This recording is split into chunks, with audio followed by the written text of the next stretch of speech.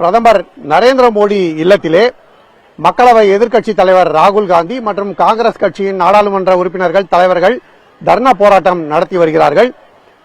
கரப்பான் ஜனதா கட்சி போராட்டத்திலே மாணவர்கள் மீது தடியடி நடத்தப்பட்டது, கண்ணீர் புகை குண்டு வீசப்பட்டது போன்ற பல்வேறு பிரச்சனைகளுக்கு கண்டனம் தெரிவித்து இந்த தர்ணா போராட்டம் நடைபெறுகிறது.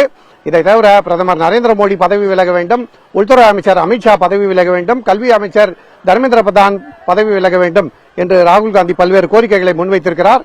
அவருடன் இந்த ஆர்ப்பாட்டத்திலே ஈடுபட்டிருக்கும் தமிழ்நாட்டைச் சேர்ந்த எம்பி விஜய் வசந்த் அவர்களிடம் பேசலாம். வணக்கம். வணக்கம். ராகுல் காந்தியோட இந்த போராட்டம் இப்ப நடந்துட்டு இருக்கு. முன் எப்போதும் இந்த மாதிரியான ஒரு மக்களவை எதிர்க்கட்சி தலைவரே பிரதமர் இல்லத்துல வந்து போராட்டம் நடத்துறது, தர்ணா நடத்துறது நடக்காத ஒன்று, பார்க்காத ஒன்று. இந்த போராட்டத்தை பத்தி உங்களுடைய கருத்து என்ன? சார், நேற்று நடந்த சம்பவம் உண்மையிலே மனதை உலுக்கிய ஒரு சம்பவம். அது மட்டும் இல்ல, ராகுல் காந்தி அவர்கள் இது எஜுகேஷன் சிஸ்டமாக இருக்கட்டும், நீட் தேர்வு முறையாக இருக்கட்டும், இதை தொடர்ந்து அவர் எதிர்த்து கொண்டே தான் வந்துட்டு இருந்தார். அந்த முறைகேடுகளை கொடுத்தார். இந்த பேப்பர் லீக்னால இழந்த மாணவர்கள் சரி, அவங்களோட ஃபேமிலியோட சுச்சுவேஷன் எல்லாத்தையும் வச்சு இது சிஸ்டமே மாற்றணும், இது ஒரு புதிய ஒரு கொண்டு வரணும் சொல்லி மாணவர்களாக குரல் கொடுத்துட்டே இருந்தார். எந்த தருணத்திலையும் மாணவர்களாக குரல் கொடுத்துக் கொண்டிருந்த தலைவர் ராகுல் காந்தி அவர் நேற்று அந்த மாணவர்கள் தாக்கப்பட்டது மிக ஒரு வருத்தத்தை கொடுத்தது. அது மட்டுமல்ல, பாராளுமன்றத்தில் பேசணும், பாராளுமன்றத்திலையும் பேச விட மாட்டேங்கிறாங்க. பிரதமர் பாராளுமன்றத்தில் வரதில்லை. சோ எப்படி பிரதமர் மந்திரிக்கு காதுக்கு கெடுத்து போகுது. அதனால இன்னைக்கு நேரடியாக நாங்கள் அவர் வீட்டு முன்னாடி தலைவர் ராகுல் காந்தி அவர்கள் கோரிக்கை வைத்திருக்கார். அறவழியில் நாங்கள் போராட்டத்தை பண்ணிட்டு இருந்தோம். ஆனால் காவல்துறையினர் வலுக்கட்டாயமாக பல பேரை அடித்து இழுத்து சென்று எங்களை செய்ய விடாமல் தடுத்துக் கொண்டிருக்கிறார். ஆனால் மாணவர்களுக்காக கண்டிப்பா எங்க போராட்டம் தொடர்ந்து கொண்டே இருக்கும். இன்னொரு முக்கியமான விஷயம், ஏற்கனவே இந்த நீட் விவகாரம் குறித்து நீங்க பலமுறை சுற்றுரையில எல்லாம் பதிவு பண்ணிருக்கீங்க, சமூக வலைதளத்தில் பதிவு பண்ணிருக்கீங்க. இந்த நீட் விவகாரத்துக்கு என்னதான் தீர்வுன்னு காங்கிரஸ் நினைக்குது? தீர்வுன்றது ரத்து செய்வதா இருக்கும். ஆனால் இந்த அரசு கண்டிப்பாக ரத்து செய்ய போவதில்லை. அதனால 2029 மாற்றம் வரும்போது நீட்டிலும் மாற்றம் வரும் என்றது மட்டும் தான் நம்ம உறுதி சொல்ல முடியும். ஏன்னா அந்த சிஸ்டமே கொஞ்சம் தவறான ஒரு சிஸ்டம். இப்போ சமீபத்தில் இந்த பேப்பர் லீக்னால பல பேர் உயிரிழந்திருக்கிறாங்க. இந்த உயிரிழப்பு நடக்கக்கூடாது.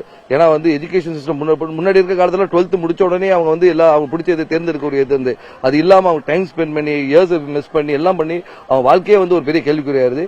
இந்த சிஸ்டமே நம்ம மாற்றணும் தான் இருக்கோம். உங்களுக்கு நேர் பின்னால ராகுல் காந்தி அமர்ந்து தர்ணா பண்ணிட்டு இருக்காரு.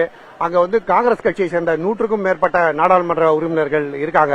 இந்த மாதிரியான ஒரு மிகப்பெரிய போராட்டத்தை இந்த கூட்டத்தொடரில் கையில் எடுப்போம், நாடாளுமன்ற கூட்டத்தொடர் நடக்கும்போது கையில் எடுப்போம் நீங்க நேற்று வரை நினைச்சீங்களா?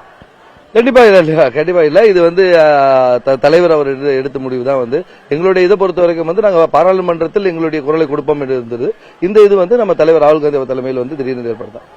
இந்த தர்ணா போராட்டம் தவிர நாடாளுமன்றத்திலும் மக்களவை, மாநிலங்களவை இந்த முடக்கம் அப்படிங்கிறது தினசரி தொடரும். கண்டிப்பாக நியாயம் கிடைக்க வரைக்கும் தொடர்ந்து இருக்கும். என்ன பாராளுமன்றத்தில் அவர் பதில் சொல்ல வேண்டும் என்று கேட்கிறோம், டிஸ்கஷன் வைக்கணும் என்று கேட்கிறோம், இவரோட ராஜினாமாவை கேட்கிறோம். கண்டிப்பாக அது நடக்கும் வரை எங்களுடைய தர்ணா தொடரும்.